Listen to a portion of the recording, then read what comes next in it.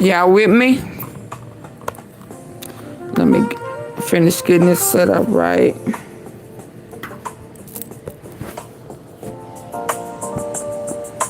Hello, Professor C. How you doing? I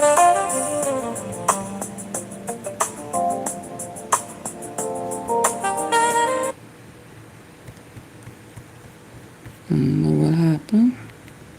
Let's jump right on in.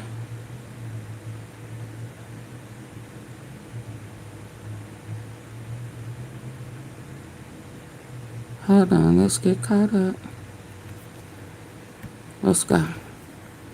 Hey, Naturally Nolan. From the internet provider that stands What out. did I do? I just got Now, hot. even our name is faster.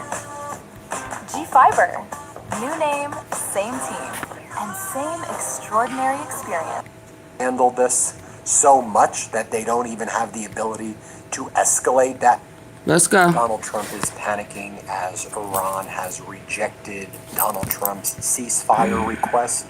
Donald Trump sent Iraq's Prime Minister Ali al-Zaidi to meet with Iran's President Pezeshkian and Foreign Minister. Trump was begging for a ceasefire. Iran said absolutely not. The New York Times is also confirming this. Iran on Thursday rejected a ceasefire proposal from Donald Trump that was carried to Tehran by the Iraqi Prime Minister, according to both Iranian and Iraqi officials. This has separately been confirmed by U.S. officials. The failed mediation effort came as Donald Trump is now threatening to escalate the war even more. This is happening at the same time the markets tanked today. Oil is now over $100 per barrel crude, that is. The 10-year, 20-year, 30-year Treasury note yields are at record highs. Mortgage rates are soaring. The price per gallon of gas, as you know, is surging. Very difficult, catastrophic economic situation here. So Donald Trump sent the Iraqi Prime Minister, who was in Iran today, to beg for a ceasefire, and Iran said, nope, we've got Trump in the United States right where we want them. We want them to pay. They pulled out of the memorandum of understanding. We have no interest in doing a deal with them. We don't trust them. Iran's foreign minister, Araghchi, says that Iran and the U.S. already had enough mediators. We don't need a new one in the Iraqi prime minister. The problem is not the passing of messages, says Iranian foreign minister Araghchi. The problem is America's outlook, which is illogical, greedy, and controlling. Two Iranian officials say Iran is preparing to expand the war significantly if Donald Trump strikes critical infrastructure. The United States indeed launched its 13th consecutive night of strikes this evening after Iran rejected Donald Trump begging for a ceasefire. The strikes were significant. However, it was not as big as the night before, which is interesting. A lot of people are saying that the U.S. is running out of munitions right now, that Donald Trump and Hegseth have handled this, or I should say mishandled this so much that they don't even have the ability to escalate that much any further at this point. But there were some serious strikes. I don't want to downplay the severity of it. Let me share with you this attack on the Avaz area, which is Iran's main oil region. There was about 35 strikes in the past hour and a half. This just occurred. Avaz is the capital of the Khuzestan province, housing Iran's major oil production and refining infrastructure. And so I'll show you what went down when one of the innocent civilians there captured the following. Let's play it.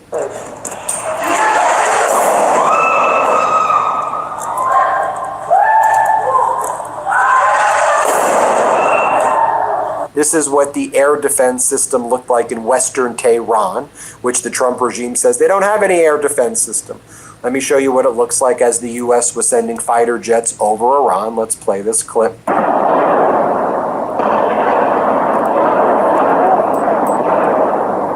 Notably, this footage has been circulating of a crashing and burning aerial object flowing from the sky over Keshem Island in southern Iran, with initial reports that Iran struck some sort of jet. It may be an MQ-9 Reaper. I'll show you the clip. Tell me if you recognize what this is. Let's play it.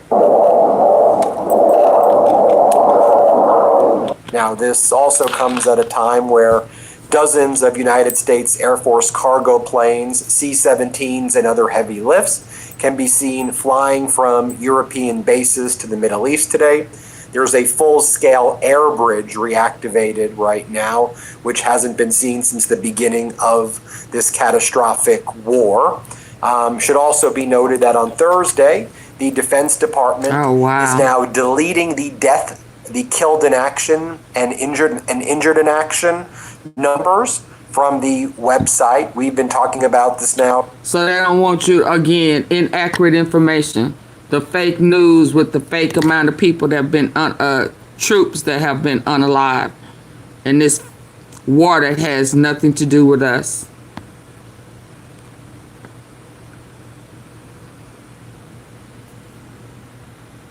You know, in our reports about 3 or 4 days ago, we said they're deleting the casualty numbers. I see them manipulating the casualty numbers on their web. I saw them deleting it. They were deleting it. So they downgraded the killed in action from 18 to 14, and they reduced the injured in action by 20 as well, because the Trump regime is saying that the recent deaths did not take place during Epic Fury, that Trump did a ceasefire. So Epic Fury ended, and that was a different war, and that this is something else right now. So they're deleting the killed in action numbers, and this follows. So how they allowing him to continue with our Congress if he's saying it's a war, a different war? He lied, and which what else is new? But he said that the troops who were killed, that their final words before dying basically was that they didn't want Iran to have nuclear weapons. I mean, how sick and disgusting for Donald Trump to just make stuff up about service members who got killed in action. Now, Iranian sources are also claiming that Iran destroyed U.S. HIMARS, those missiles that they shoot from the ground in northern Kuwait. You can see some footage right here as well. Iran currently is conducting strikes over Kuwait and Jordan. We know that's taking place as I am recording this. According to an exclusive report today from CBS citing U.S. officials who spoke on a condition of anonymity, the rate at which the United States is expending some of its most advanced air defense interceptors and precision-guided weapons in the Middle East is a point of great tension inside the Trump regime. Dwindling stockpiles of defensive interceptors and long-range missiles, including stocks of the Army Tactical Missile System, the ATACMS, as they're called, have become a major pressure point for top military officials. And we're running out of munitions. The strategic reserves have hit tank bottom. Crude likely will hit $120, $150 a barrel pretty soon. It's already over $100 a barrel. Iran knows they've got the United States right where they want them. I mean, earlier today, MB Ghalibaf, Iran's parliament leader, was mocking Donald Trump, saying, 10 of 10 move, Donald. Right now, we're watching your gas prices surge. We're watching your interest rates rise. We're watching your markets crash. Well done, Donald. At the same time, Donald Trump asked the Iraqi prime minister to beg Iran for a deal. I mean, again, how pathetic is it that that's what Donald Trump is doing? Especially Donald Trump, they want to make a deal so badly. Trump posted the following recently. Please let this statement serve to represent, this is what he just posted. Please let this statement serve to represent until further notice that from this point forth, any and all damages done to ships, cargo, or anything related thereto will be paid for by Iranian money that the United States has in its possession and controls. These damages may be very substantial, but nevertheless, this is the fair and equitable thing to do. Thank you for your attention to this matter, Donald J. Trump. Didn't you say that if Iran strikes tankers, that all hell will break loose or something like that, or that you'll unleash hell on them and that you will blow up their bridges and power plants? And so now you're saying you're going to take their money? As this Just Dario account explains, Trump must have forgot that he promised that the money would have been spent by Iran to buy wheat, corn, soybeans. Yeah, nah, I'm finna move on. I don't want to hear about no soybeans. I'm sorry, y'all.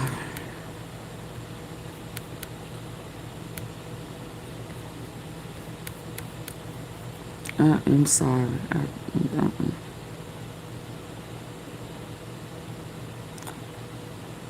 It's God fighting for black people.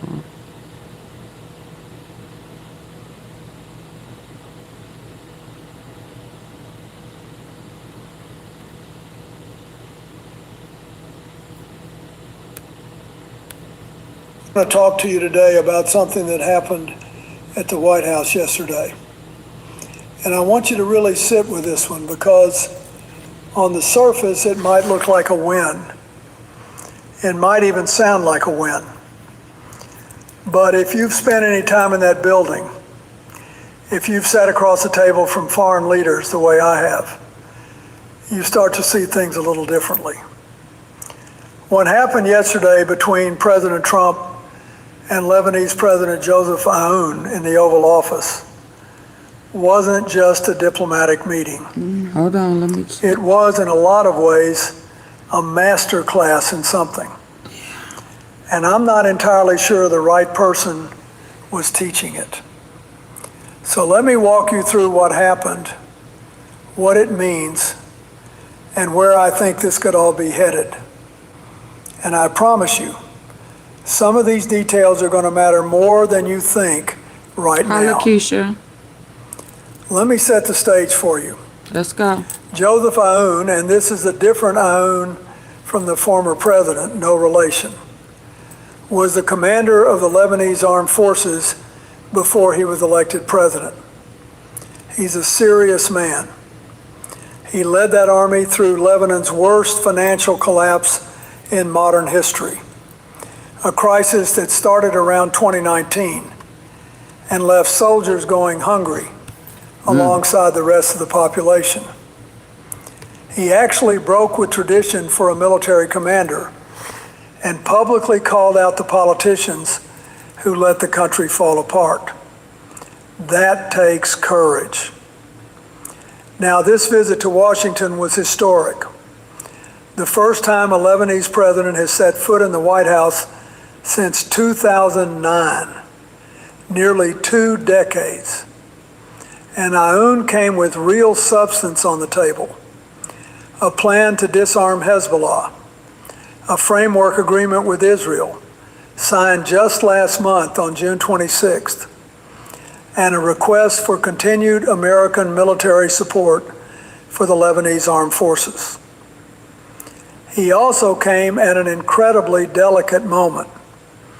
Israeli troops are still occupying a stretch of southern Lebanon. Hundreds of thousands of Lebanese remain displaced. And Hezbollah has flatly rejected the government's disarmament plan. All of that. The stakes couldn't have been higher. Now, here's where I need you to pay close attention, because the substance of this meeting is one thing, and then there's what actually played out on camera. President Aoun, sitting there in the Oval Office, looked at President Trump and said, "Your vision is peace," and called it Trump's legacy. He called Trump such a great president. Now look, I've been in those meetings. Every foreign leader who walks into that room is polite. That's diplomacy. You find common ground. You build rapport. You show respect. I understand that. And in fairness, Aoun is in an extremely difficult position. He needs American support. His country's survival may depend on it. So I'm not going to sit here and blame a man for playing the hand he was dealt. But here's where things get concerning. y'all President 24 Trump's hit the like response to button? that flattery was to say on camera in front of the world press that Aoun was handsome. Can y'all hit the like button, please?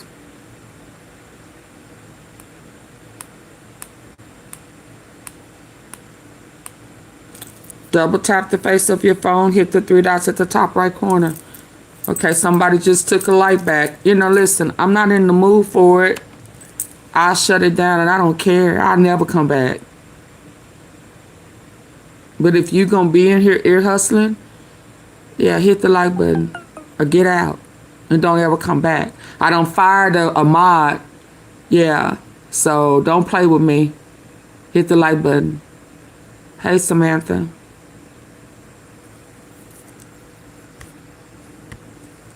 And knows how to get to me. And then, and I want you to hear these words carefully, now he can have anything. And within hours, Trump announced on Truth Social that he was directing his administration to allow all U.S. airline carriers to fly directly to Lebanon for the first time in over 40 years. Just like that. And we'll come back to what that decision actually means in a moment. Now, some people will say, and I want to be fair about this, that this flight ban was outdated. It was put in place by the Reagan administration back in 1985 after Hezbollah-linked militants hijacked TWA Flight 847. Hey, That was Lovey. a 17-day hostage crisis. A young Navy diver named Robert Stetham, 23 years old How you from doing? Waldorf, Maryland, was beaten, shot point blank in the head, and his body thrown onto the tarmac in Beirut. It was one of the most horrific acts of terrorism of that era. And the ban was Reagan's response, a serious policy decision rooted in a real security threat. Now, has Lebanon changed since 1985? Of course it has. Could there be legitimate reasons to revisit that policy after 4 decades? Absolutely. I actually think that's a conversation worth having. The problem isn't the destination, it's the journey of how we got there. Because when a president of the United States says a foreign leader can have anything after receiving a compliment, and then hours later reverses a 41-year security policy by a social media post, that's not diplomacy. That's not strategy. That's something else entirely. And here's the detail that just floors me. As of right now, the State Department's own travel advisory for Lebanon is level 4, do not travel. That's the highest level they've got. The advisory cites crime, terrorism, civil unrest, kidnapping, and armed conflict. In February, the State Department actually ordered the departure of non-emergency U.S. government personnel and their families from Lebanon. So we're telling Americans, do not go to Lebanon under any circumstances, while simultaneously announcing that U.S. airlines can now fly there directly. Does that make sense to anyone? Let me tell you something from experience. When I was in office, every decision that involved American lives, I'm whether it relaxing was after military 10-hour deployment, workday. Oh, bless your economic heart. sanctions, or aviation security, went through a rigorous process. You had the National Security Council weighing in, you had intelligence assessments, you had the FAA conducting thorough reviews, you had the State Department evaluating conditions on the ground. That process existed not because anyone wanted to slow things down, but because when you're dealing with people's safety, when you're dealing with national security, you cannot afford to get it wrong. And I genuinely worry about what it means when a policy decision of this magnitude appears to be made on the basis of personal chemistry rather than institutional process. The FAA has said it looks forward to working with airlines to implement the president's directive, which tells you they weren't exactly consulted beforehand. Hi, Cindy. The major U.S. carriers, American, United, Delta, have halted flights That's not to true. nearby Tel Aviv. That's over bullcrap, security Cindy. Don't come concerns. over here lying. It's hard to imagine they're rushing to add Beirut to the schedule. This is Trump's So what mess we may all by have himself, here him and is Bibi a grand Netanyahu. gesture that generates a headline, but doesn't actually change anything on the ground, Oh, okay, thank which you. in some ways is even more troubling because it cheapens the currency of presidential directives. Now, here's where things start to get really complicated, and this is the part that keeps me up at night. What signal does this send to every other world leader who's watching? Because I promise you, they were all watching.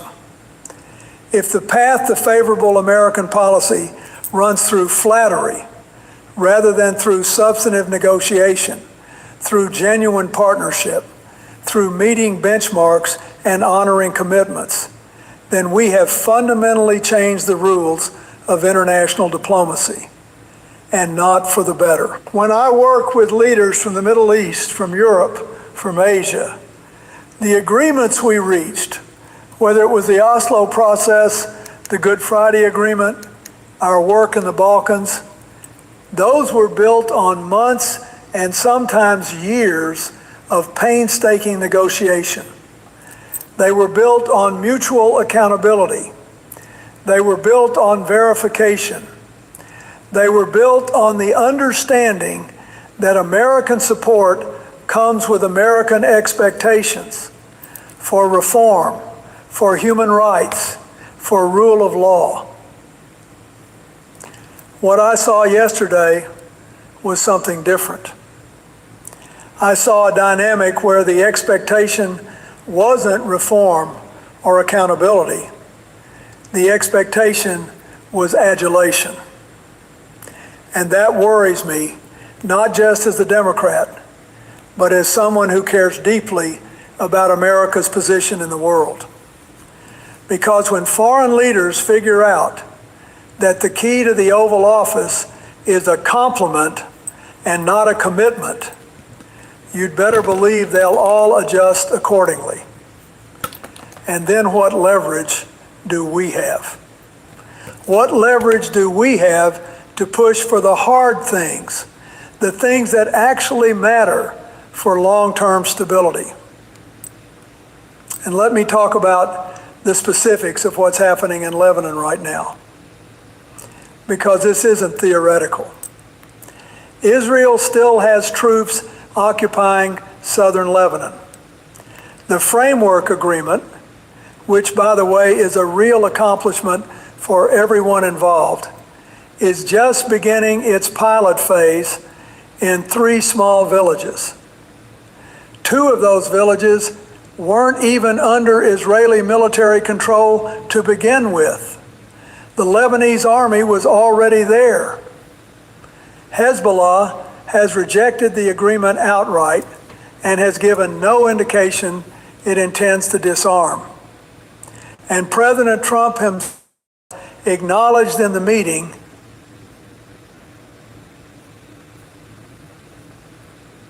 that there's a Hezbollah problem.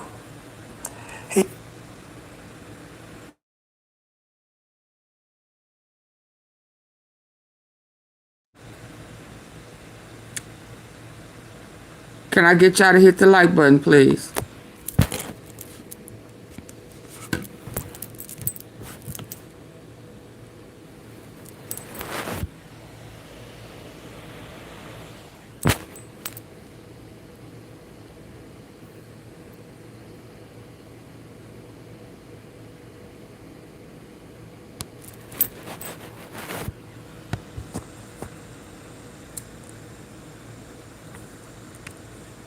He even floated the idea of having Syria intervene to fight Hezbollah, a suggestion that would be enormously unpopular in Lebanon and could embarrass President Aoun domestically.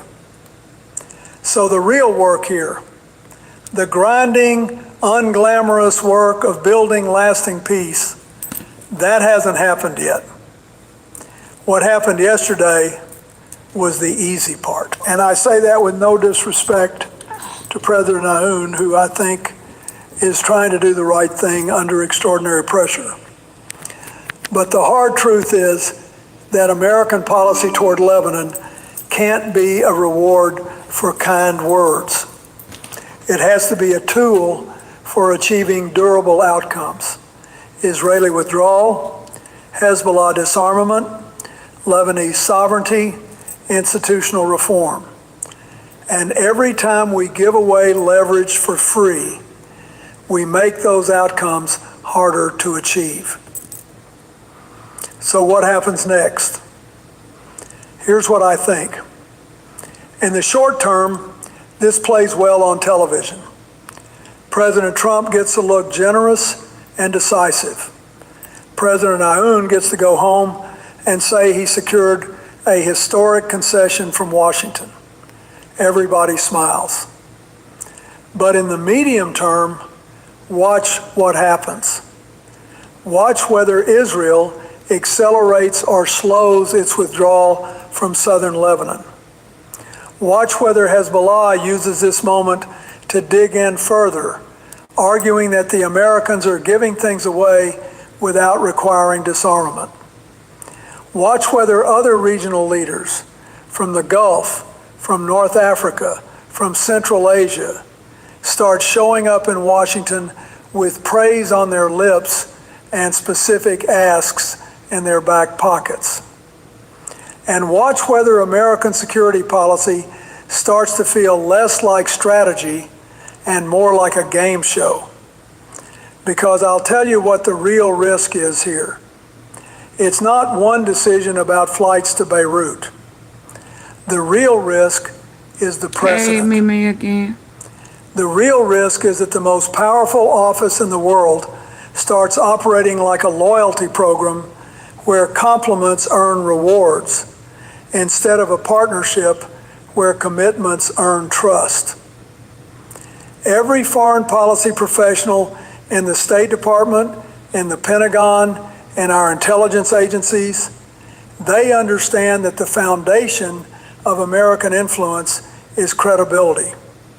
And credibility comes from consistency. It comes from process.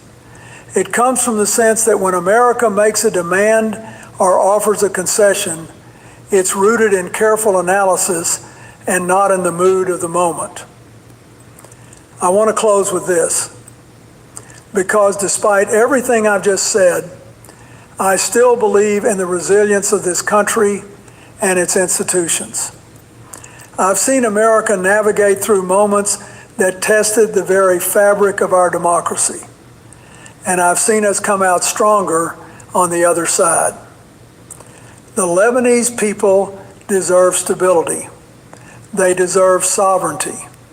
They deserve to be free of occupation and free of Hezbollah's grip on their political life. And America should absolutely be a partner in achieving that. But partnership means asking hard questions. It means setting real conditions.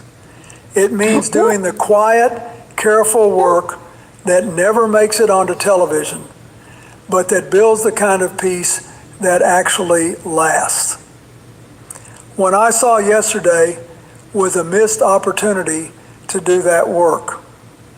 Instead of a framework for accountability, we got a framework for applause. And I think we can do better. I think we have to do better.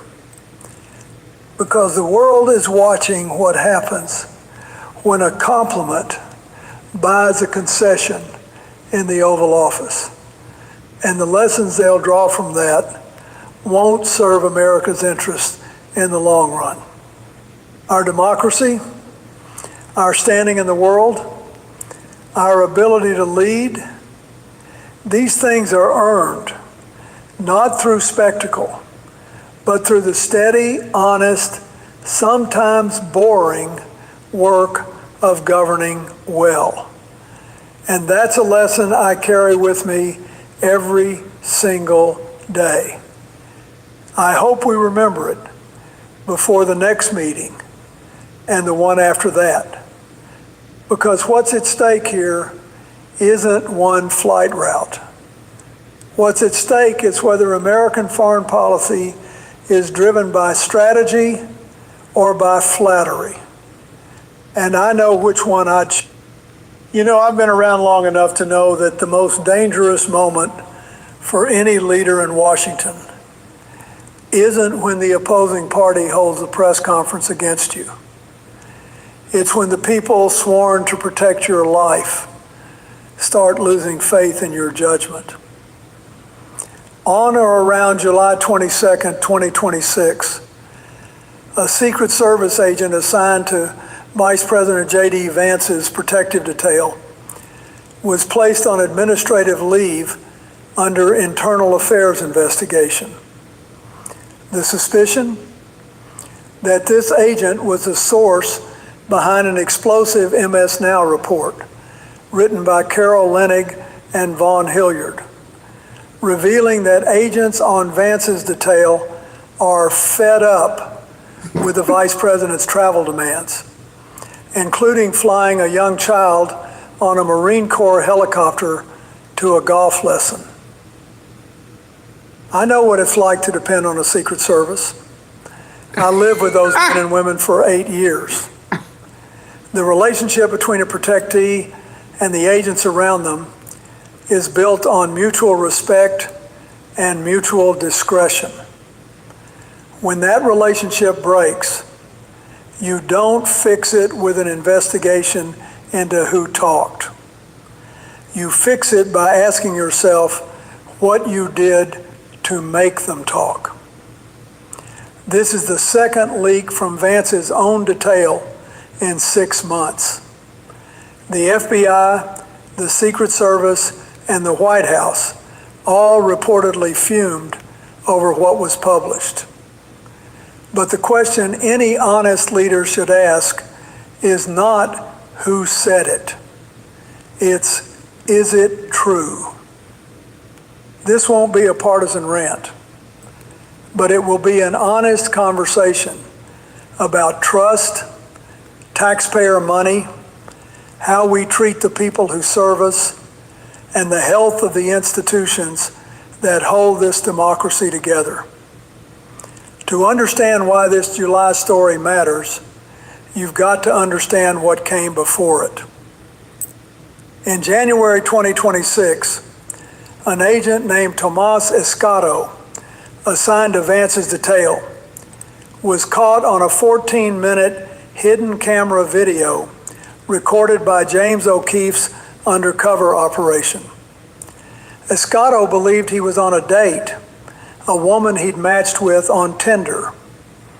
Over the course of their interactions, he disclosed protective formations, shift schedules, travel plans, and sent photographs from inside secure locations, including images from of the presidential helicopter at JFK Airport, some with location metadata still attached. That was a clear-cut security breach. Escato was placed on administrative leave, his security clearance revoked, and the Secret Service ordered agency-wide mandatory anti-espionage retraining. Then in July 2026, the MS Now exclusive dropped. This wasn't an agent being reckless on a date. These were agents telling journalists they were fed up. Fed up with hastily arranged personal travel, last-minute helicopter rides to Middleburg, Virginia for house hunting, and a vice president who thinks he can still move around like a U.S. senator. Agents had gotten so frustrated, they designed unofficial challenge coins and stickers. Bobcat OTR Survivors Club. Bobcat is Vance's code name. OTR means off the record, unscheduled, last-minute movements that force agents to cancel days off and scramble security plans. The motto, advance OTR, repeat. The Vances are the first BP family with young children at the Naval Observatory since Al Gore's family more than 25 years ago. That explains the logistics, but it does not explain the entitlement. According to the MS Now investigation, around July 10th, agents were preparing to accompany Vance's young son on Marine 2 to Joint Base Andrews for a golf lesson. Marine 2 cost taxpayers between $16,000 and $24,600 per hour per 2022 Defense Department estimates. The trip was canceled at the last minute, but only because of severe thunderstorms, not because anyone reconsidered. One person with knowledge told reporters, "That is ridiculous. Pence and Harris never pulled anything like that." It was the pattern that made this bigger. Multiple last-minute chopper trips to Middleburg for house hunting. Constant schedule changes, forcing agents to cancel days off.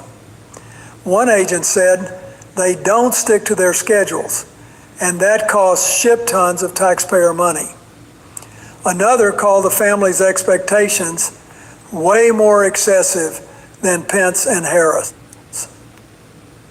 The Vances have 3 young children, ages 9, 6, and 4, with a 4th recently born. Family logistics are genuinely complex, but former and current Secret Service supervisors agreed. This kind of helicopter request has no precedent. Prior vice presidents' children were driven locally in SUVs, not because the government couldn't afford helicopters, but because leaders understood the difference between security and luxury. When the MS Now story broke, the administration's focus wasn't addressing substance, taxpayer costs, agent morale, security compromised by constant last-minute changes. The focus was identifying and punishing the person who told the American people about it. The Secret Service's Internal Affairs Division launched an investigation. By July 22nd, an agent was placed on administrative leave. The Vice President's office issued a single statement. The Vances are grateful to the men and women of the U.S. Secret Service who serve our country with distinction. No mention of the helicopter incident, the costs, or agent morale. Deputy Director Matt Quinn essentially told agents to stop complaining, emphasizing that nights, weekends, and holidays are part of the job. When I was in the White House and something embarrassing came out, the first question wasn't who talked, it was, is it true? You can fire the messenger, but the message doesn't go away. When your employees are so frustrated they start talking to the press, that is a management failure, not just a security failure. Those Bobcat OTR Survivors Club coins weren't espionage. They were a cry of institutional exhaustion. A leader's instinct should be accountability and reform, not retaliation. 2 separate agents from the same detail compromised in 6 months. One was reckless. The other, arguably, was desperate. Together, they paint a picture of an institution under severe internal strain. The Secret Service was already reeling. Prostitution scandals during Obama's time, fence jumping incidents, and the catastrophic security failures at Butler, Pennsylvania in July 2024. A DHS Inspector General report found the agency was understaffed by an average of 21.4% across fiscal years 2023 and 2024, relying on overtime and partner agencies just to meet basic protective missions. Morale problems and institutional rot are self-reinforcing. Low morale leads to leaks. Leaks lead to crackdowns. Crackdowns lead to lower morale.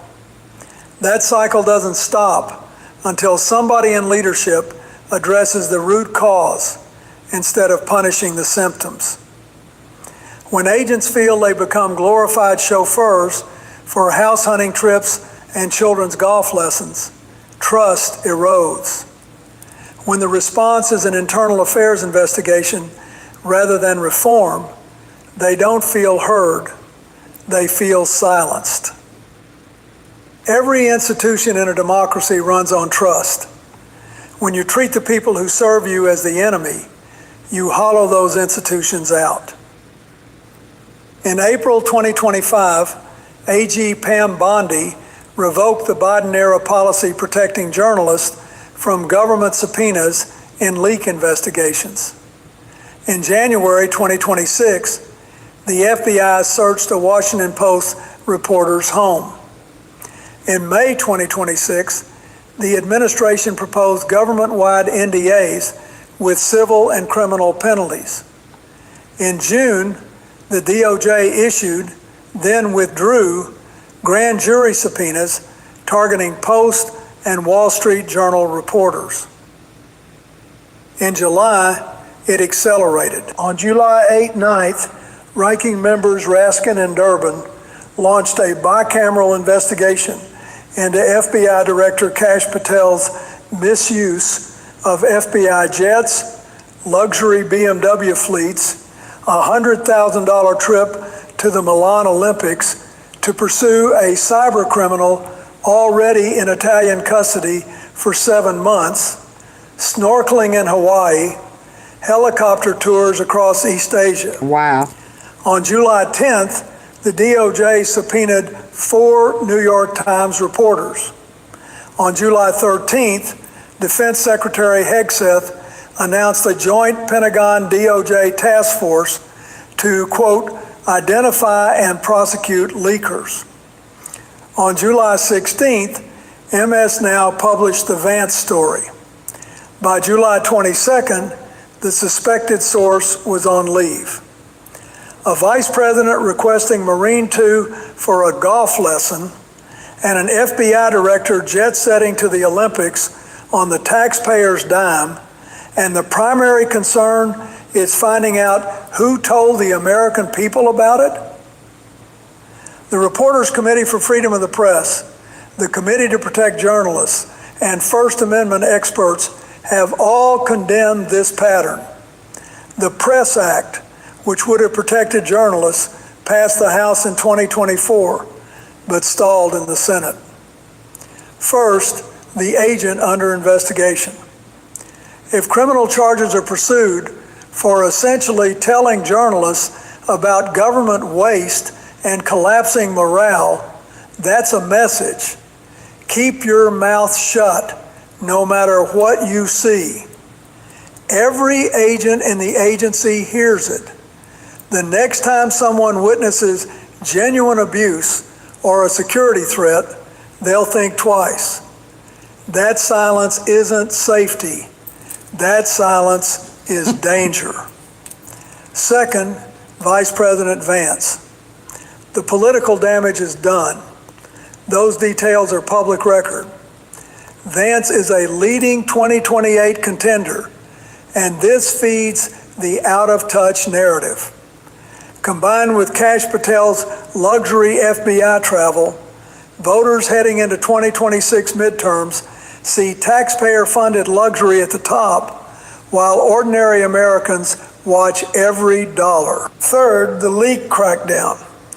Revoking press protections, proposing government-wide NDAs, subpoenaing reporters, establishing a prosecution task force, investigating a Secret Service agent. Each step normalizes the next. Fourth, Democratic oversight. Raskin and Durbin have the Patel investigation underway. Whistleblowers told Durbin that Patel's jet usage delayed the FBI's response to the Charlie Kirk assassination and the Brown University mass shooting. The Vance story adds ammunition to a governance narrative. Rules for thee, not for me. Finally, the institutional consequences. The Secret Service, FBI, DOJ, and free press are all under stress simultaneously. When multiple democratic institutions are weakened at the same time, the entire ecosystem becomes fragile. I want to close not with alarm, but with a belief in this country's ability to get it right, even when it's gotten things very wrong. Everything we've discussed, the leaks, the helicopter rides, the challenge coins, the agent investigation, the crackdown on journalists, the FBI director living large, all of it points to a question every generation must answer. Do we protect our institutions, or do we protect the comfort of the people who happen to occupy them? I am the last person to claim any president or vice president is perfect. Lord knows I wasn't. But the scrutiny was part of what made the system work. The press asking tough questions, agents doing their jobs with integrity, Congress exercising oversight, the American people demanding accountability. That's not the system failing. That's the system functioning. The measure of a leader isn't whether they avoid criticism, it's how they respond when held accountable. Do they look in the mirror, or do they go after the people who held the mirror up? What concerns me most isn't, the scrutiny was part of what made the system work. The press asking tough questions, agents doing their jobs with integrity, Congress exercising oversight, the American people demanding accountability. That's not the system failing. That's the system functioning. The measure of a leader isn't whether they avoid criticism, it's how they respond when held accountable. Do they look in the mirror, or do they go after the people who held the mirror up? What concerns me most isn't any single story.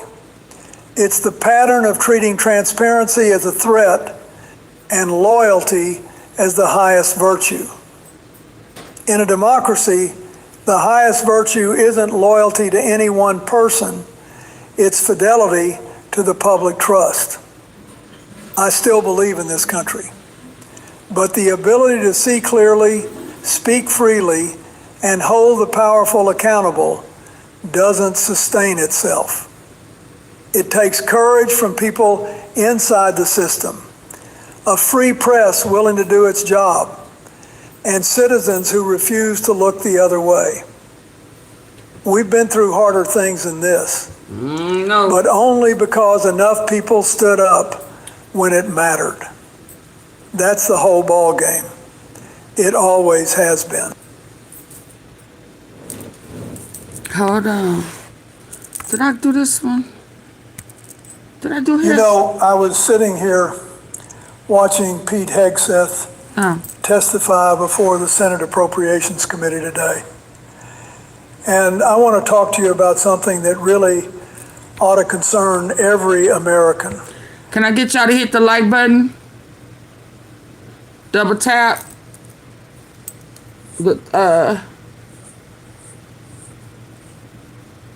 Double tap those three dots at the top right.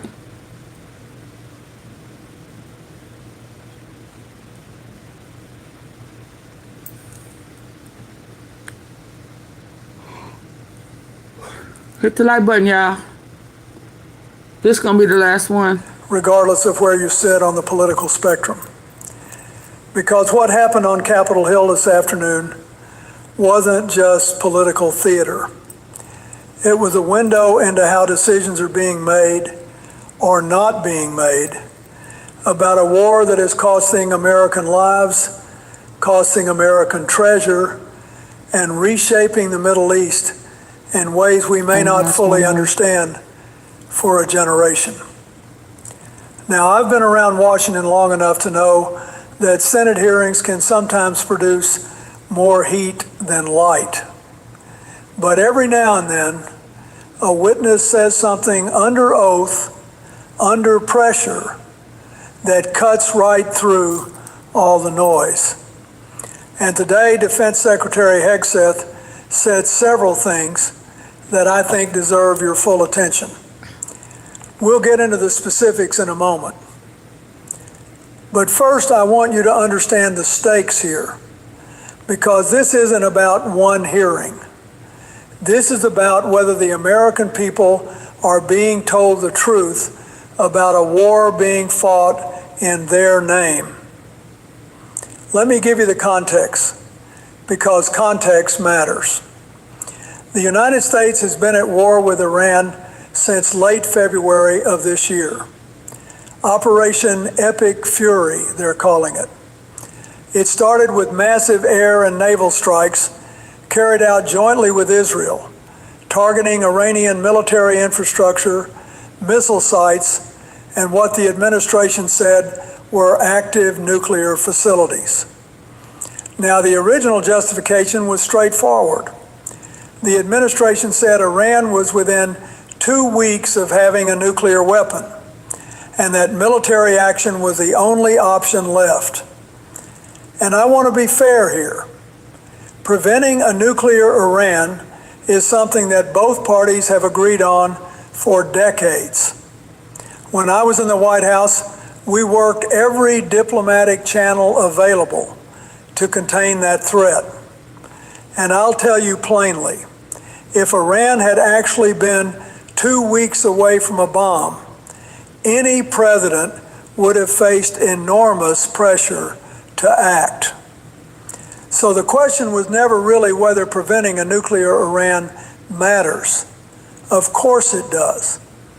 The question is whether the way this war has been conducted, the planning, the transparency, the strategy for getting out, meets the standard the American people have a right to expect from their government.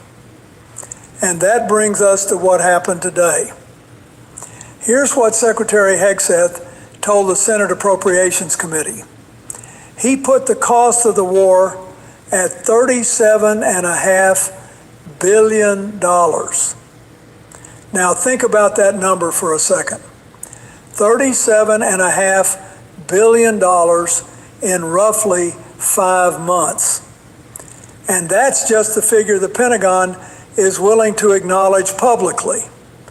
Many experts believe the real cost is significantly higher when you factor in base damage, repositioned assets, and long-term equipment wear. On top of that, the administration is now asking Congress for an additional $87.6 billion in supplemental funding, with $67 billion of that going straight to the Pentagon for the war.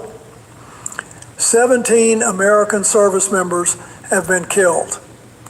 Nearly 450 have been injured since the conflict began, with more than 100 wounded just this month.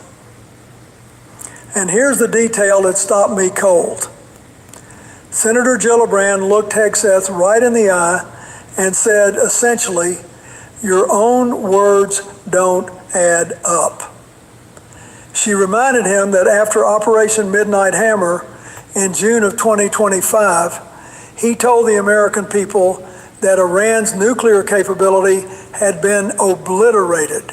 His word, not mine, obliterated.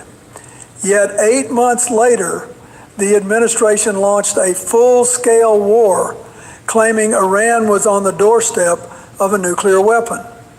And when pressed, Hegseth's answer was that the sites had indeed been obliterated, but the Iranians, quote, foolishly continued to attempt to pursue nuclear capabilities. Now, I've been in rooms where you have to explain difficult decisions to the American people. And I learned something early on. You cannot tell the country the threat has been eliminated and then use that same threat to justify a war. It just doesn't work both ways. And this is where things start to get complicated, because the contradictions didn't stop there. A Democratic senator pressed Hegseth on something that should trouble every single one of us. Back on April 8th, Hegseth publicly declared that Iran's missile program was, quote, functionally destroyed. Launchers, production facilities, and stockpiles depleted and decimated. Those were his exact words. But as of this week, Iran is actively launching strikes against American military positions across the Middle East. American soldiers are being hit. American soldiers are being killed. So the senator asked the obvious question: how is that possible if the capability was destroyed 3 months ago? And to his credit, after being cornered, Hegseth conceded the point. He acknowledged that Iran, quote, still has capabilities. Now look, I understand the fog of war. I understand that military assessments evolve.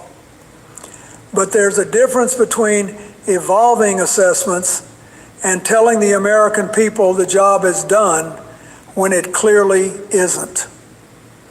When I was commander-in-chief, I had to make difficult calls about military operations in the Balkans, in Iraq, and counterterrorism operations. And one thing I learned is that the moment you start telling the public what they want to hear instead of what they need to hear, you lose something you can never fully get back. You lose trust. Senator Jack Reed raised this very concern years ago with Hegseth's predecessor hearings, saying he believed the secretary was, quote, telling the president what he wants to hear instead of what he needs to hear. And Senator Collins, a Republican, mind you, opened today's hearing by calling it deeply troubling that the Pentagon has been blocking promotions of qualified officers, particularly women and minorities. That's a Republican chair of the committee saying her own administration's defense secretary is weakening the military from inside. Now, let me talk about what this means for our institutions, because that's really what keeps me up at night. The strength of American democracy has never rested on any one president or any one party. It rests on a system, on checks and balances, on congressional oversight, on the idea that when we send Americans into harm's way, the people's representatives get honest answers about why we're fighting, how much it's costing, and when it's going to end. And what I saw today was that system being tested in a way that reminded me uncomfortably of some of the worst chapters in our history. Senator Schumer pointed out that while Hegseth was withholding casualty numbers from the public, he was out promoting a plan for testosterone screenings for the troops. Now, I don't want to make light of military readiness programs. That's a serious matter. But when the Defense Secretary's public calendar is focused on supplements, while families are waiting to find out if their sons and daughters are safe, something has gone wrong with our priorities. Senator Patty Murray, one of the most thoughtful voices on national security in the Senate, warned today that this could become another forever war. How old And is she this? noted that President Trump has told the American days ago. people over 40 times now that a deal is near and the war will be over soon. Over 40 times. Yet each time the ask gets bigger. First it was the initial appropriation. Then it was supplemental requests. And now it's another $87 billion. At some point, you have to ask, if the deal is always near, why does the bill keep growing? The Senate has voted nearly a dozen times on war powers resolutions to try to reassert its constitutional role in this conflict. 12 times. And still, the administration has sidestepped the basic question that even Republican Senator John Kennedy said needs answering. Why did we go in, and how do we get out? Let me tell you something about how political strategy intersects with war, because I've seen this movie before. This supplemental budget package isn't just about the war. It's a $95 billion omnibus that bundles Iran war funding together with $10 billion for farmers struggling under the tariff regime and another $10 billion for voting law changes that are almost certainly going to include new ID requirements. None of it offset by spending cuts elsewhere. Now, politically, this is a familiar play. You tie war funding to domestic priorities so that voting against the package looks like you're abandoning the troops or abandoning farmers. But here's what that really means in practice. It means that hard questions about the war's cost and strategy get buried under political horse trading. It means that members of Congress who might otherwise demand a clearer exit strategy or more transparent casualty reporting have to weigh those concerns against whether their farming constituents back home get relief. And with midterm elections coming up this fall, the pressure to pass something, anything, before Congress recesses is enormous. That's not governance. That's leveraging a war to advance a legislative agenda. And both parties, frankly, have been guilty of this kind of bundling over the years. But the scale of it here, tying $67 billion in war funding to voting law changes, is something the American people should look at very carefully. So where does this go from here? Well, I think there are a few possible paths, and none of them are particularly reassuring. The first possibility is that the supplemental passes largely as written. The war continues to escalate, and we find ourselves deeper into a conflict with no clear end state and a price tag that could easily reach $200 billion or more, a figure the Pentagon itself floated just months ago. The second possibility is that enough Republicans, and we saw cracks today with Collins, with Kennedy, join with Democrats to impose real conditions on the funding.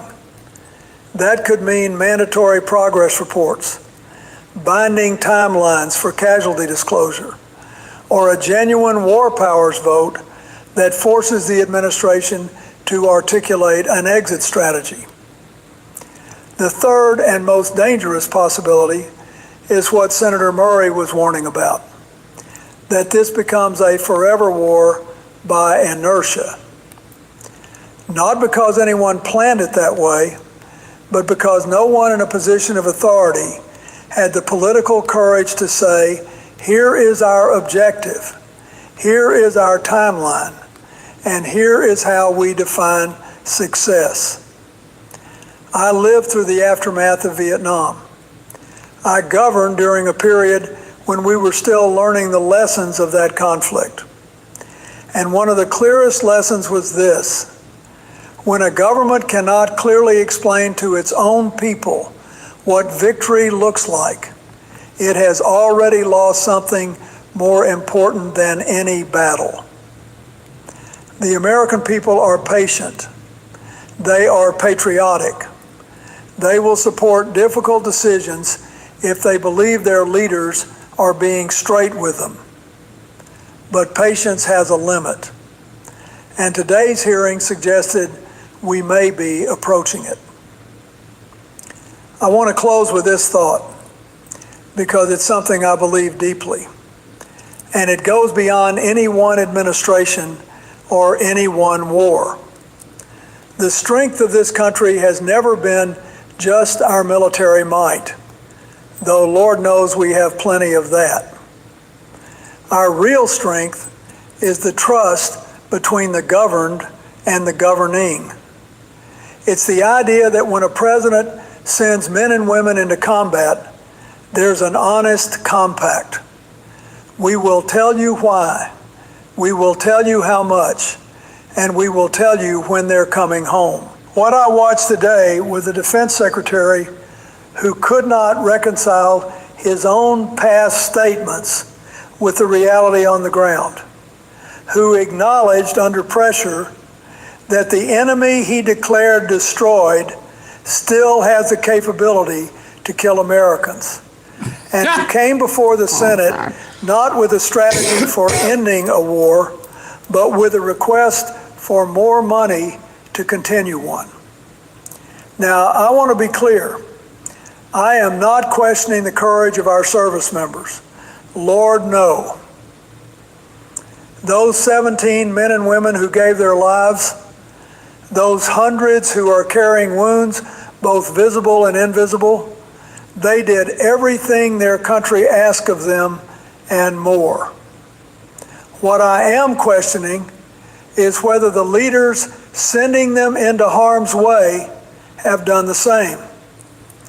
America has corrected course before. We have the institutions, we have the constitutional framework, and we have the people to demand accountability when it's lacking. But that only works if we pay attention. It only works if we ask the hard questions before the next $87 billion goes out the door. So I'd ask you, watch the hearing, read the transcripts, talk to your neighbors about what you think this war should look like and when it should end. Because in a democracy, those decisions don't belong to any one secretary or any one president.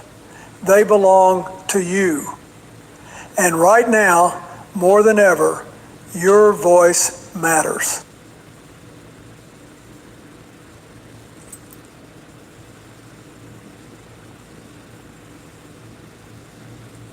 Oh, okay. I have one more. I'm sorry.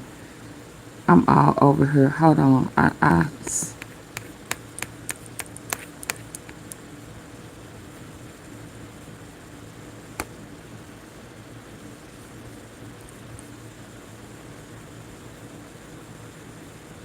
This is too far. I don't think I played this. Actually threatened.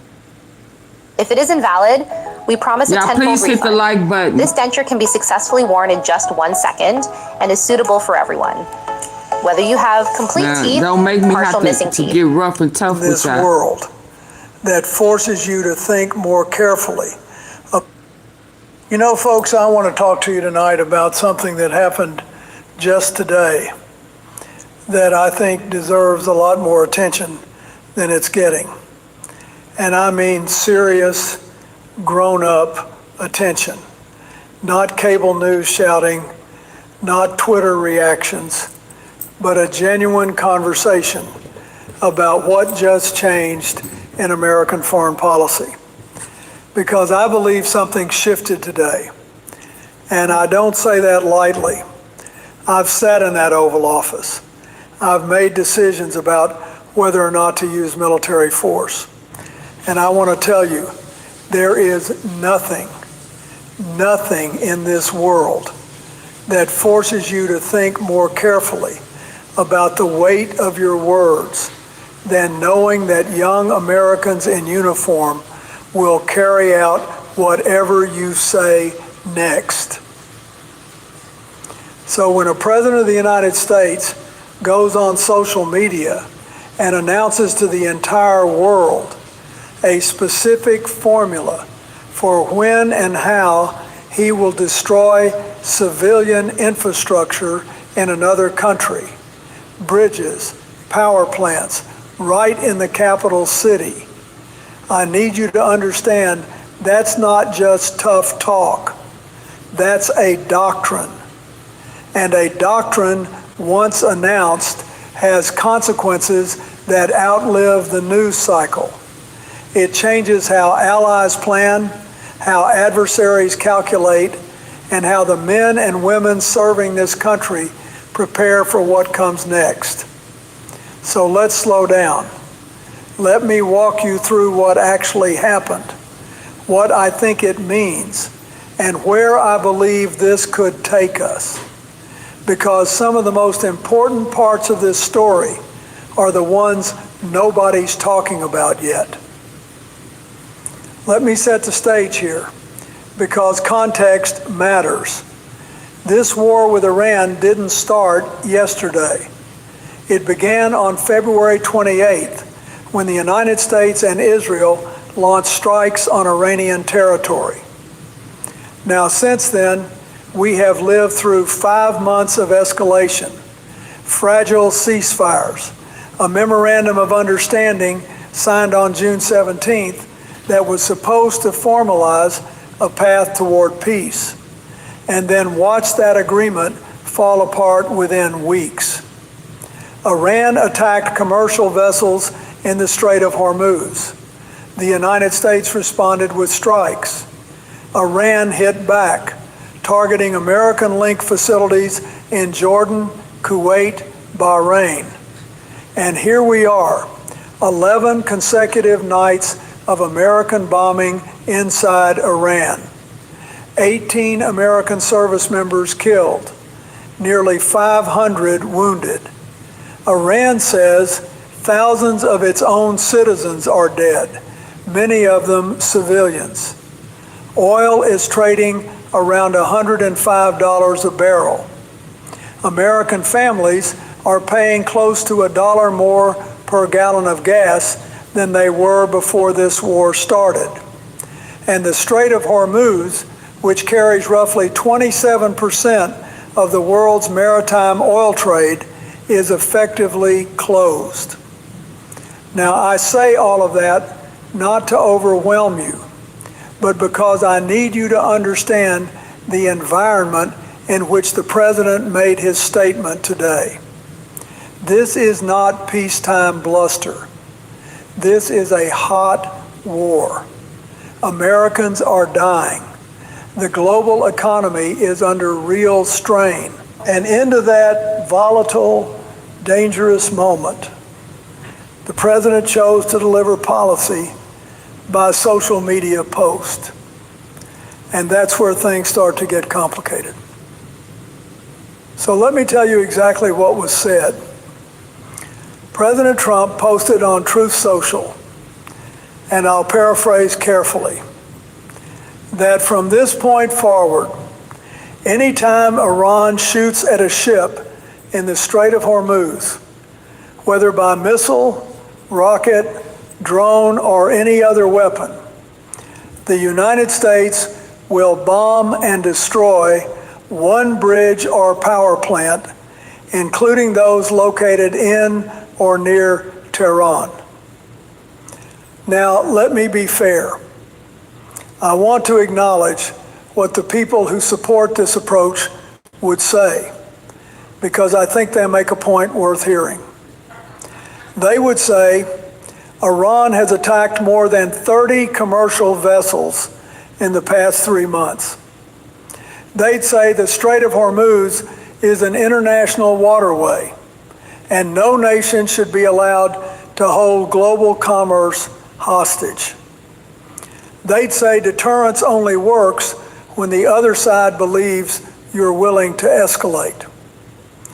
And they'd say that American service members, young people like Private Isabella Gonzalez, who was 19 years old, like First Lieutenant Tyler Feehan, who was 25, like Sergeant Angel Rampersad, who was 28. They deserve a president who makes Iran pay a price for taking their lives. I hear that argument. And let me be clear.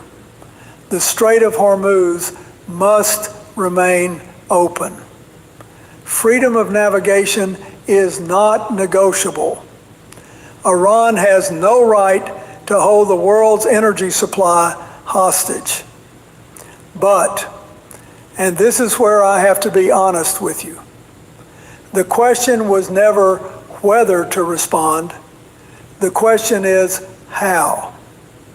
And what the president announced today is a formula for destroying civilian infrastructure on a tit-for-tat schedule published on social media.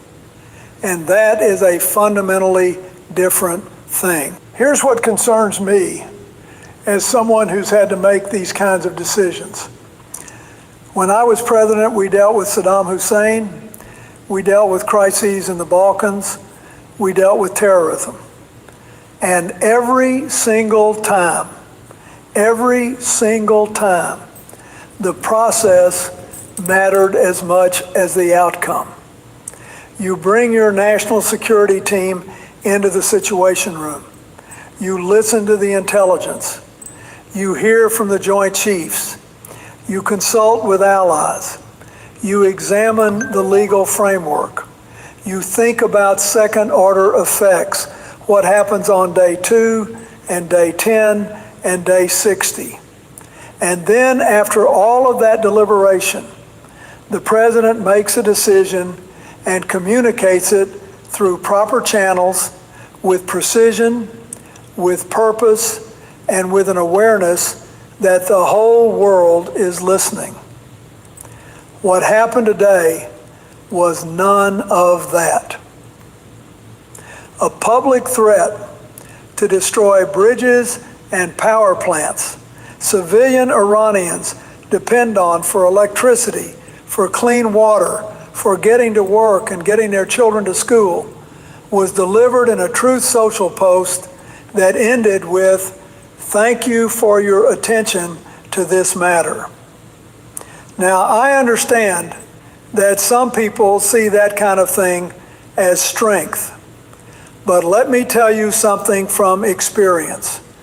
Real strength in foreign policy is discipline. It's the ability to be tough without being reckless. When you telegraph your escalation ladder on social media, you don't create deterrence, you create a dare. And when the other side feels dared, they don't back down, they dig in. Sure enough, within hours, Iran's Speaker of Parliament responded that the Strait of Hormuz will not return to its pre-war status. And Iran's foreign minister invoked an eye for an eye doctrine, threatening energy infrastructure belonging to America's partners across the entire region.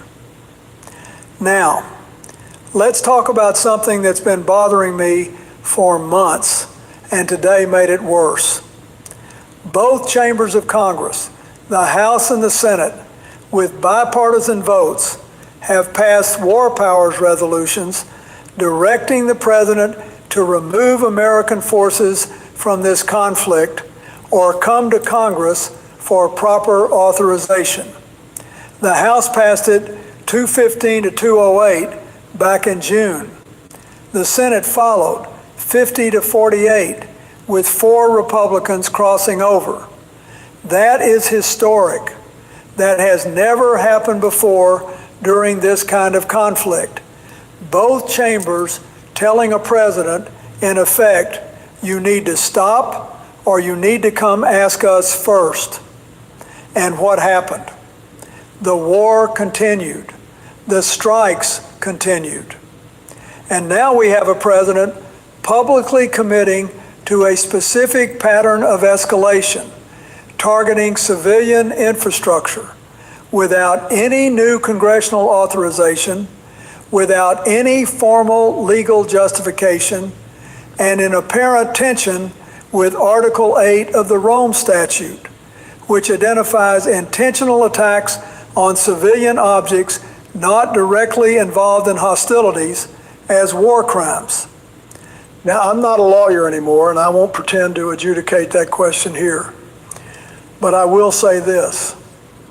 When The Hill, when NBC News, when legal scholars across the political spectrum are openly using the phrase war crime in connection with an announced American military doctrine, something has gone very wrong with how we're conducting ourselves on the world stage. The institutions that are supposed to check this kind of thing, Congress, the courts, the cabinet, they're either being ignored or they're choosing not to act. And that erosion of institutional accountability is, to me, even more dangerous than any single military strike. Meet your business dream team. Intuit's accounting agent and finance agent are here to help, and you'll have access to trusted experts if you need them. Hold on, y'all, but I need for y'all to hit the like button. It's 165 people in here, and you need to get the likes up. 165 people. Hit those three dots at the top right corner and hit the like button. There's a strategic dimension here that I think a lot. No. Thanks. Hit the like button.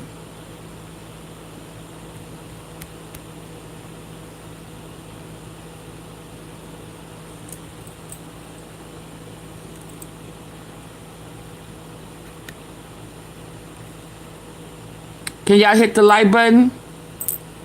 Are y'all still here? Can y'all hear me?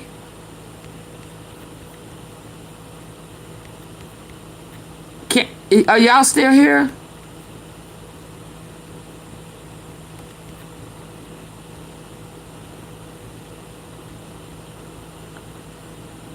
Yeah, come on.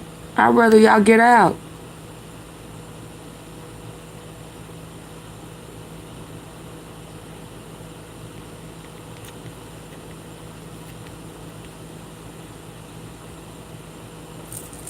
Okay, let's go. Get up out of here if you can't hit the like button.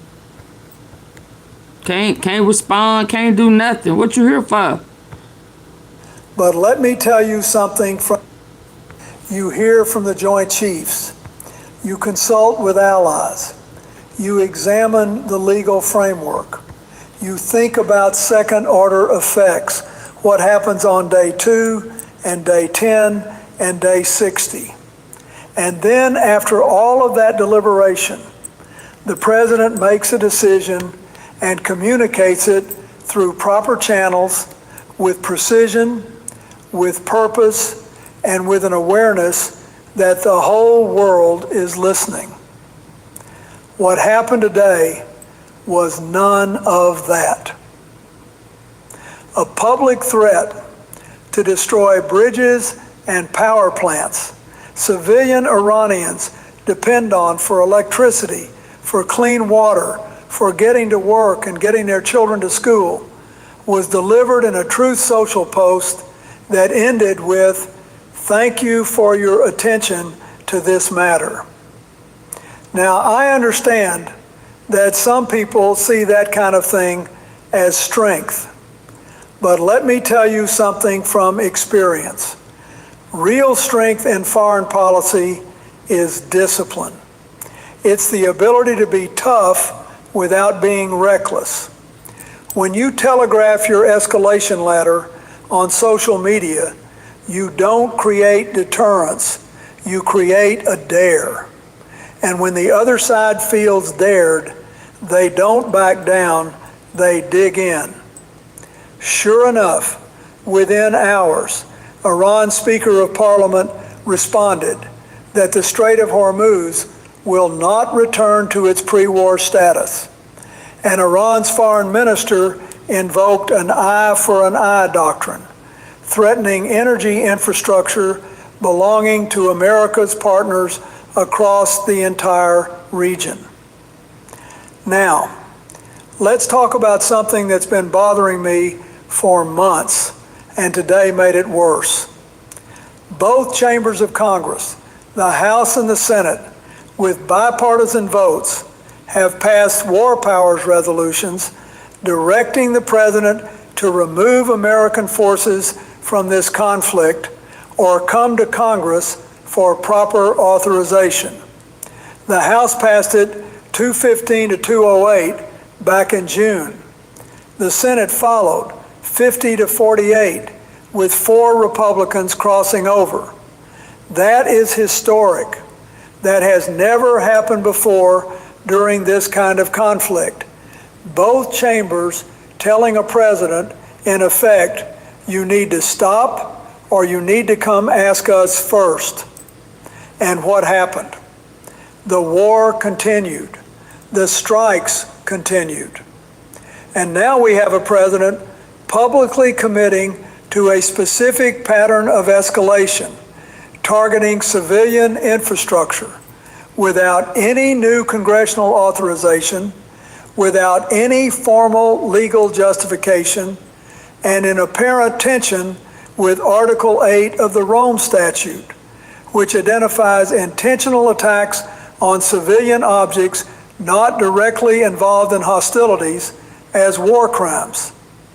Now, I'm not a lawyer anymore, and I won't pretend to adjudicate that question here.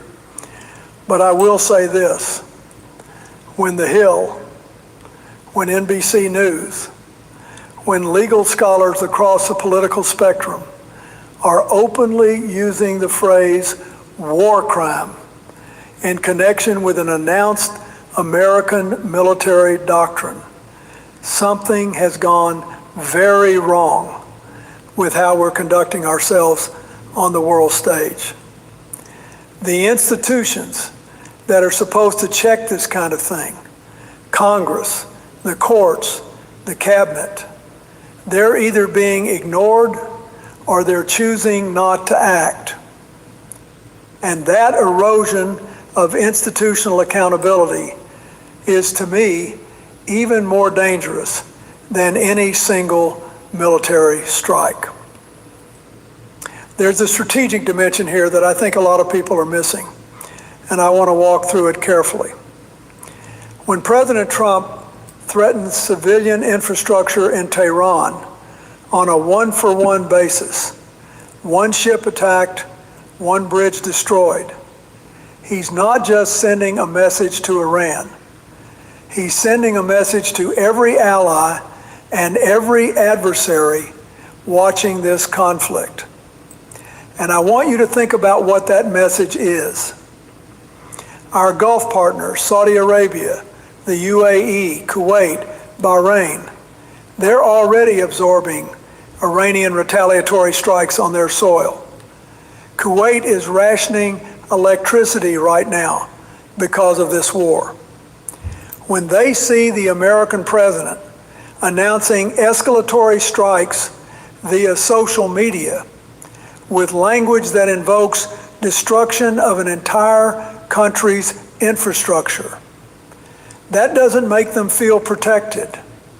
That makes them feel exposed because they know they're the ones who will absorb Iran's response when it comes. And here's the thing about the Strait of Hormuz. We need it open, but so does every other oil importing nation on earth. This should be a multilateral effort. When I was in office, we understood that American power is magnified when it's exercised in concert with allies, not when it's wielded unilaterally with language that alienates the very countries whose cooperation we need. And there's a domestic political calculation here too, and I think it's worth being honest about it. Midterm elections are coming this fall. 57% of Americans in a recent poll said they believe the decision to go to war with Iran was wrong. Gas prices are punishing working families. The president is under pressure. And when a leader is under that kind of pressure, the temptation is always to escalate, to look tough, to change the conversation. But that's not strategy, that's politics. And the people who pay the price for that confusion are the young men and women in uniform and the civilians on both sides who never asked for any of this. So where does this go? Let me give you my honest assessment. And I want to be careful here because I don't want to be alarmist, but I do want to be truthful. If this one-for-one doctrine is actually implemented, if every Iranian attack on a vessel in the Strait leads to the destruction of a bridge or a power plant in Iran, we are looking at a cycle of escalation that has no natural stopping point. Iran has already said it will respond to infrastructure attacks by targeting American-linked energy facilities across the Gulf. That means more strikes on Kuwait, on Bahrain, on Saudi Arabia, on Jordan. That means more American service members in harm's way. That means the Strait stays closed longer, not shorter. Oil stays high, gas prices keep climbing, and the global economy takes a hit that working families everywhere feel at the grocery store and the gas pump. And here's what really worries me. The off-ramp is disappearing. Every time you escalate publicly, every time you announce a new red line on social media, you make it harder for the other side to come to the table without looking like they surrendered. Diplomacy requires space. It requires quiet channels, back channels, the ability to say one thing publicly and negotiate something different privately. I know that because I lived it. And when you conduct your entire foreign policy in capital letters on social media, you destroy the very space that makes peace possible. Iran's negotiators have already signaled they see no path to talks under these conditions. And if the next step is striking Pickaxe Mountain, the underground nuclear facility, without evidence of active enrichment, we're not just escalating a war, we're potentially starting a new one with a completely different set of stakes. Look, Wow. I want to end where I always try to end, which is with some faith in this country. I believe in America. I believe in our capacity to get things right, even after we've gotten them wrong. I've seen it in my lifetime. I've seen this country make terrible mistakes and then summon the wisdom and the courage to correct course. But that only happens when enough people are paying attention, when enough citizens demand that their leaders act with the seriousness and the responsibility that the moment requires. What was announced today is not a path to peace. It's not a path to reopening the Strait of Hormuz. It's a formula for deeper war, for more American casualties, for more civilian suffering, and for the continued erosion of the institutions and the international norms that have kept this world from descending into chaos for 80 years. Freedom of navigation matters. Holding Iran accountable matters. Protecting American service members matters more than anything. But you can do all of those things, every single one of them, without publishing a civilian infrastructure hit list on social media. You can be strong and strategic at the same time. That's not weakness, that's wisdom. And it's what the American people deserve from their president, especially in a moment as dangerous as this one. I've seen this country come back from dark chapters before. We can do it again. But it starts with telling the truth about where we are and demanding better from the people we've trusted with power. Thank you for listening. I mean that. God bless you all, and God bless you too. I saw one more. Hold on. total evacuation.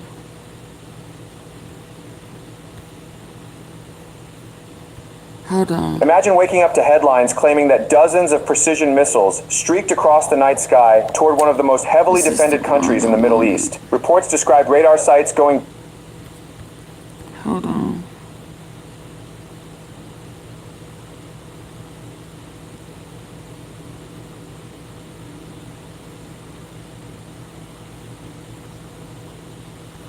I want to hear his prediction. Military encounters became more... On April 15th, 1986, He predicted. American warplanes struck targets inside Libya. Within Gaddafi. hours, the world was asking whether the United States and Muammar Gaddafi were heading toward a much larger war. But what happened in the weeks that followed received far less attention. Standing before a crowd in Tripoli, Gaddafi delivered one of the most controversial speeches of his career. It wasn't just another anti-American speech. He claimed the greatest threat to the United States would not come from Soviet missiles, foreign armies, or another superpower. He argued that America's biggest danger would emerge from within its own political system. Trump. At the time, many dismissed those remarks as propaganda from an isolated dictator locked in a bitter confrontation with Washington. Nearly 4 decades later, that speech continues to circulate across the internet, political discussions, and geopolitical commentary. Why? Was it merely Cold War rhetoric? Was it political theater? Or did it raise broader questions about lobbying, foreign policy, and the way democracies make strategic decisions? Questions that remain relevant today? To answer that, we first have to go back to one of the most dangerous periods of the Cold War. Because before there was the speech, there was a confrontation that brought Libya and the United States closer to direct conflict than many people realize. The year was 1986. The Cold War still divided the world. Ronald Reagan was serving his second term as President of the United States. The Soviet Union remained America's principal strategic rival. Across Europe, thousands of nuclear weapons stood on alert. In Afghanistan, the Soviet Union was fighting a costly war. In Central America, proxy conflicts continued. Across the Middle East, regional rivalries were reshaping alliances. The world was tense, highly militarized, and deeply ideological. Yet despite the overwhelming focus on Washington and Moscow, another leader was increasingly drawing international attention, Colonel Muammar Gaddafi. By 1986, Gaddafi had ruled Libya for more than 16 years. He came to power in 1969 after overthrowing King Idris in a military coup led by young Libyan officers. Only 27 years old at the time, he presented himself as an Arab nationalist inspired by Egypt's Gamal Abdel Nasser. Over time, his political ideology became increasingly unconventional. He rejected both Western capitalism and Soviet-style communism. Instead, he promoted what he called the Third International Theory outlined in his Green Book. According to Gaddafi, representative democracy had failed. Political parties divided societies. And true authority should rest directly with ordinary citizens through local people's committees. Outside Libya, these ideas were met with skepticism. Many governments viewed his system as authoritarian despite its revolutionary language. Within Libya, his rule became increasingly centralized around his personal leadership. Although Libya's population was relatively small, its geography made it strategically significant. It possessed enormous oil reserves. Its coastline stretched across the Mediterranean.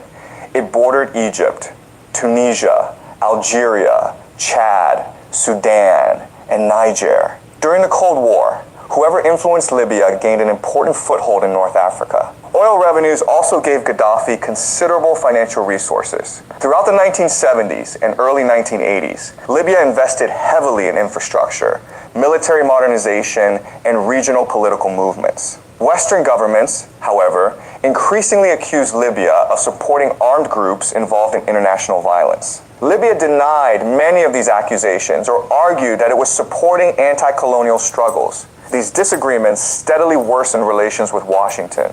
When Ronald Reagan entered the White House in 1981, his foreign policy emphasized confronting governments viewed as hostile to American interests. It was predicted. Libya quickly became one of them. Reagan frequently described Gaddafi as a dangerous regional actor. Economic sanctions expanded. Diplomatic relations deteriorated. Military encounters became more frequent. one of the first major confrontations occurred in the Gulf of Sidra. Libya claimed much of the Gulf as its territorial waters. The United States rejected that claim, arguing it violated international law and the principle of freedom of navigation. American naval forces deliberately sailed through the area. Libyan forces responded. Several military confrontations followed during the early 1980s. Although limited in scale, each encounter increased tensions. Then came 1986. In April, a bombing at the La Belle nightclub in West Berlin killed 2 American service members and injured many others. U.S. intelligence concluded that Libyan agents were responsible. The Reagan administration publicly blamed Libya. Libya denied responsibility. The incident remains an important historical turning point. On April 15th, the United States launched Operation El Dorado Canyon. American aircraft struck military targets in Tripoli and Benghazi. The operation involved U.S. Air Force aircraft flying from Britain alongside Navy aircraft operating from aircraft carriers in the Mediterranean. According to U.S. officials, the objective was to reduce Libya's ability to support future attacks. Civilian casualties were also reported. Among those killed was Gaddafi's adopted daughter, according to Libyan authorities, though aspects of that account have remained disputed over the years. Regardless of differing narratives, the strikes fundamentally changed relations between Washington and Tripoli. Only days later, Gaddafi appeared before supporters. His speeches were rarely moderate. He frequently criticized Western governments. He denounced American foreign policy, and he portrayed Libya as resisting foreign domination. But one particular speech from this period would later attract renewed attention, not because of its immediate political impact, but because people decades later began revisiting certain passages through the lens of modern politics. Online clips, translated excerpts, and commentary videos often isolate a few specific lines from the much longer address. Some portray the speech as remarkably prophetic. Others argue those interpretations remove important historical context. This disagreement is precisely why historians continue urging readers to examine original sources rather than short viral clips. Context matters, especially in geopolitics. Today, when people encounter that speech, they often bring today's political debates into a conversation that originally belonged to the Cold War. Supporters of one interpretation argue that some of Gaddafi's broader warnings about international politics deserve renewed attention. Critics respond that his speeches were political rhetoric designed to strengthen his domestic and regional standing during a confrontation with the United States. Historians generally caution against treating political speeches as predictions in the scientific sense.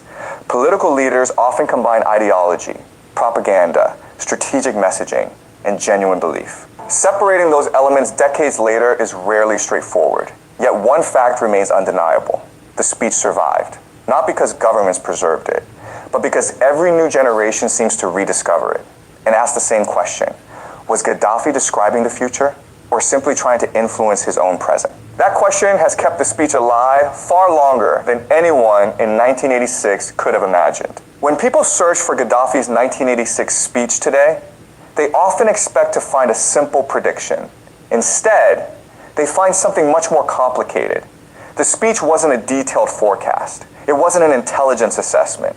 And it certainly wasn't written as an academic analysis. It was a political speech, delivered by a leader who believed Libya was confronting the world's most powerful country.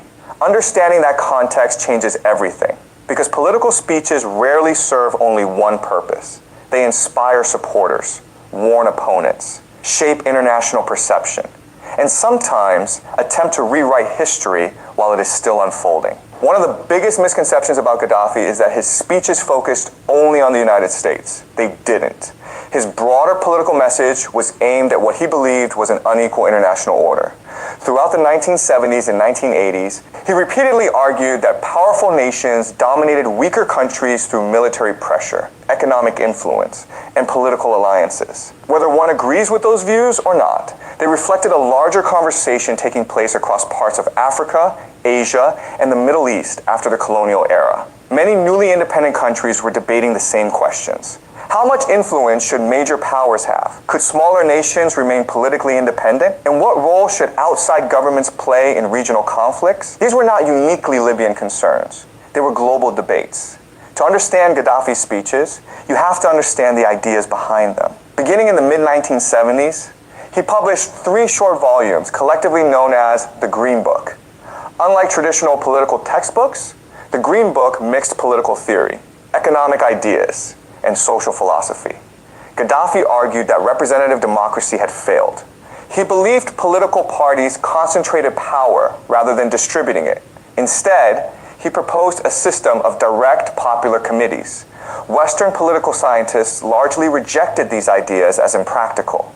Many also argued that Libya's actual political system differed significantly from the ideals described in the book.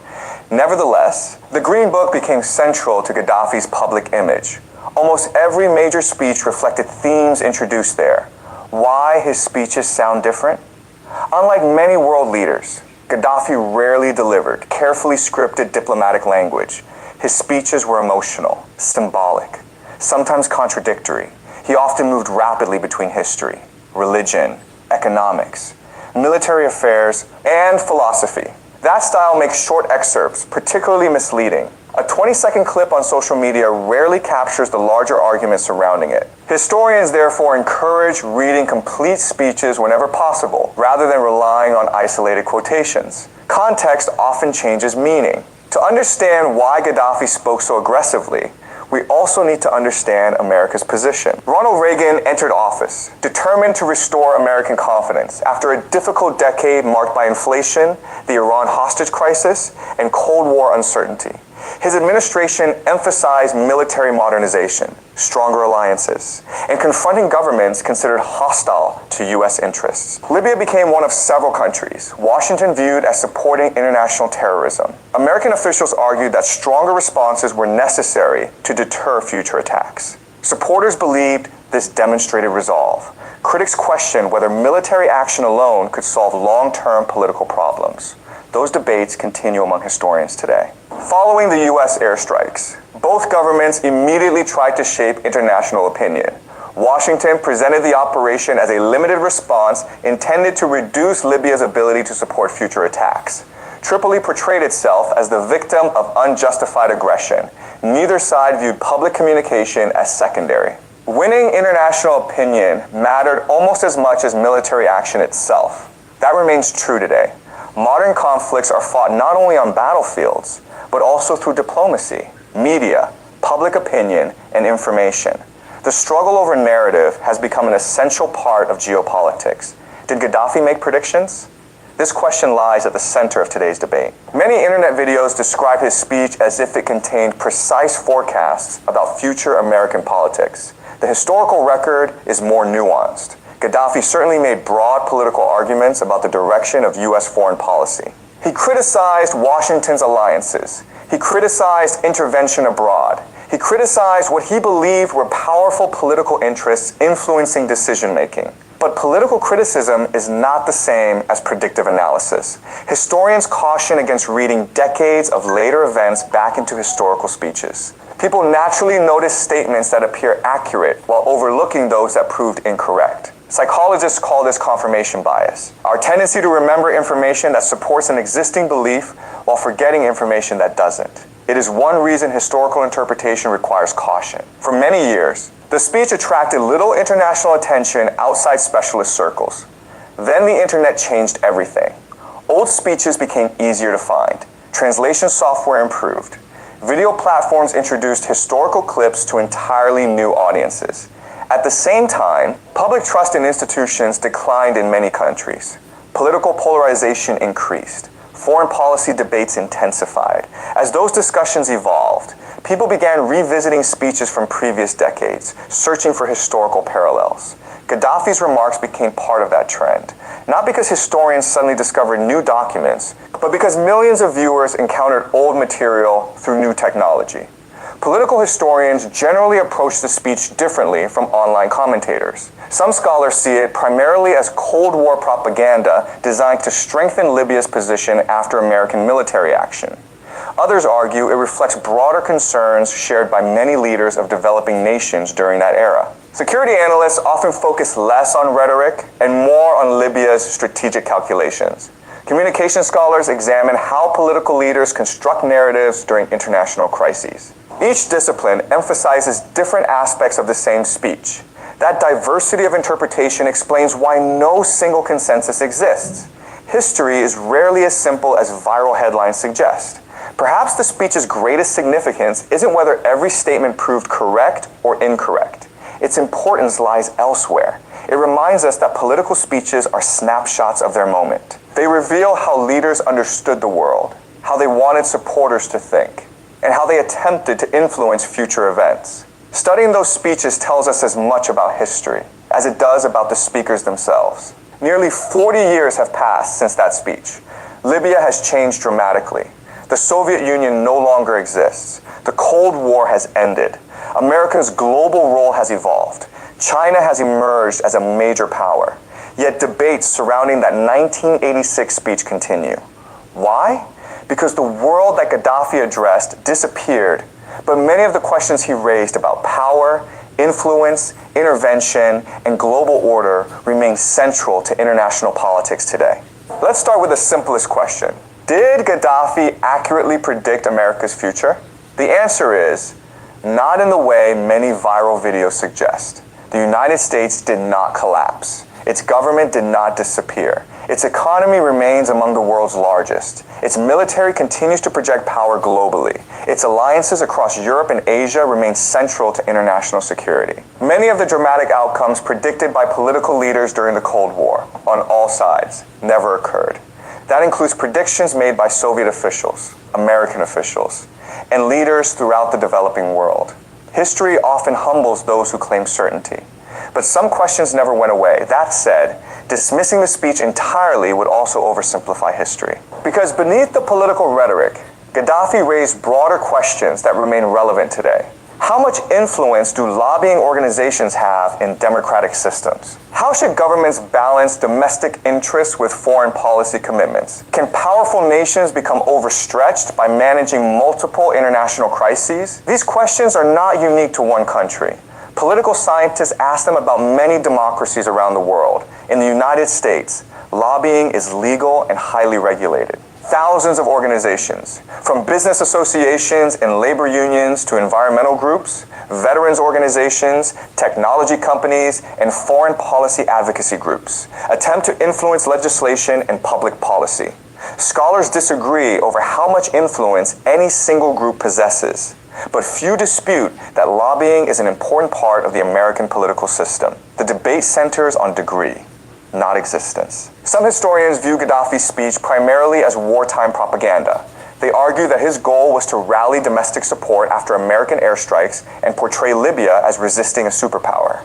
Others believe the speech reflected broader concerns shared by many leaders in the global south regarding intervention, sovereignty, and unequal international power structures. Still others focus less on Gaddafi himself and more on what the speech reveals about Cold War political communication. Each interpretation highlights different evidence. That is why history rarely produces unanimous conclusions. The past is not a courtroom with one final verdict. It is an ongoing conversation shaped by documents, context, and new research. When Gaddafi delivered that speech, his audience was limited. Television broadcasts, newspapers, diplomatic cables. Today, any speech can reach millions of viewers within hours. A single 30-second clip can travel farther than an entire hour-long address ever could in 1986. But something is often lost along the way: context. A political speech delivered during a military confrontation sounds very different when viewed decades later in isolation. That is one reason historians insist on returning to original sources rather than relying solely on edited excerpts circulating online. Perhaps the most important lesson from this story has nothing to do with whether Gaddafi was right or wrong.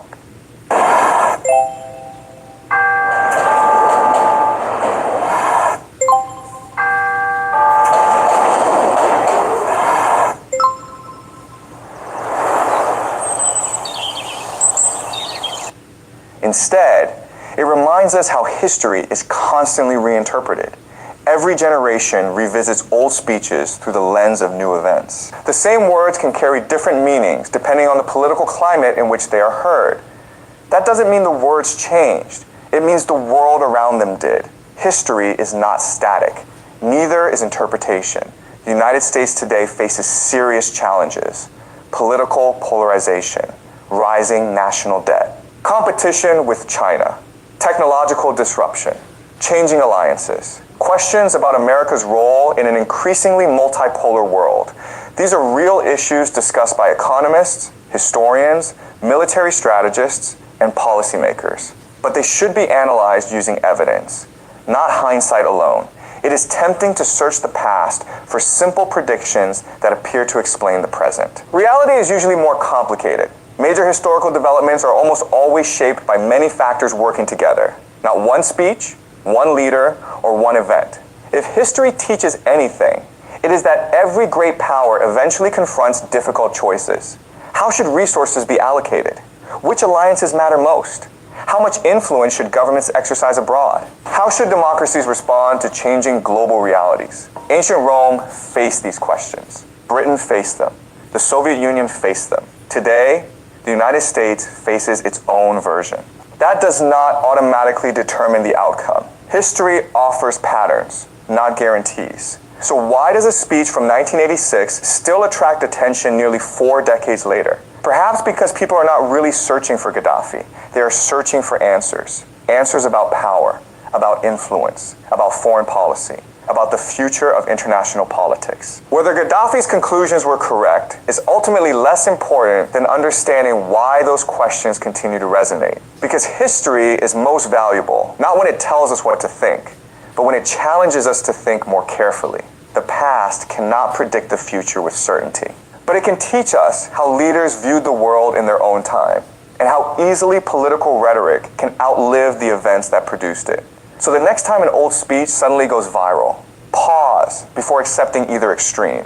Don't assume it was prophetic, and don't assume it was meaningless. Instead, read the original words, study the historical context, compare different perspectives, and ask yourself the question every serious historian asks: what does the evidence actually show? Because in geopolitics, the loudest voices are not always the most accurate. And sometimes, the greatest lesson history offers is the importance of questioning every narrative, including the ones we most want to believe. Subscribe to History Insights with Jung Ai. We'll see you in the next video.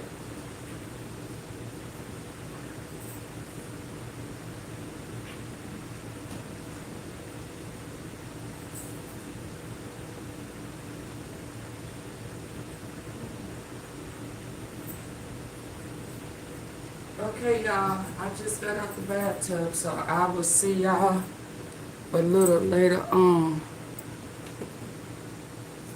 Peace out.